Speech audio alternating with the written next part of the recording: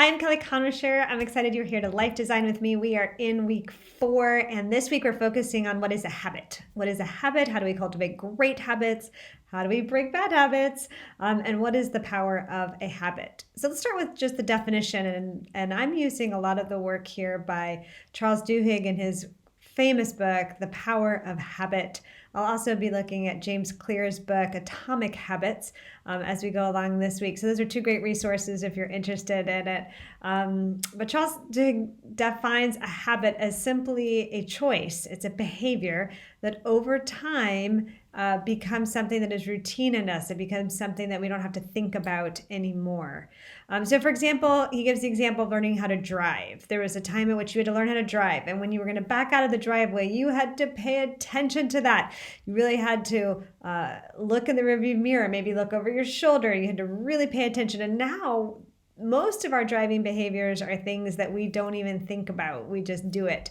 In fact, we can listen to music or we can talk on the phone, hands-free, of course, while we drive. But because those have become a habit in us, we know how to do them without thinking. There's the power of habit. And it turns out that a significant portion of our day is done by habit. About 40%, according to one research study done by professors at Duke University. So habits are incredibly powerful and they drive us, but they are also very beneficial because habits are things that give us the ability to do things and get things done without wasting the energy that's required to make decisions. So habits are things that we want to cultivate in our lives. We want to because they do create ease. They allow us to do things without effort.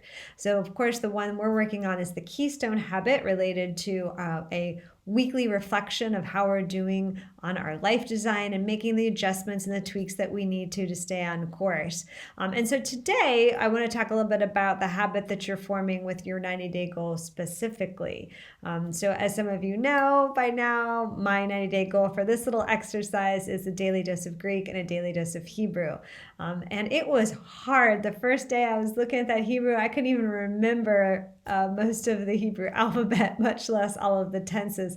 But now that I am 3 weeks in, it's really coming back to me. And so it's becoming easier. And I bet before the 90 days are done, spending that time, it's about 5 minutes a day in the Word is going to become something that I don't think about anymore. I look forward to it. I do it. It becomes a habit. What about you? What is the habit that you're trying to build right now? It could be related to exercise. It could be related to some sort of thing you're doing to care for others, such as writing notes or placing a phone call. It could be related to your work, building a competency, training for something.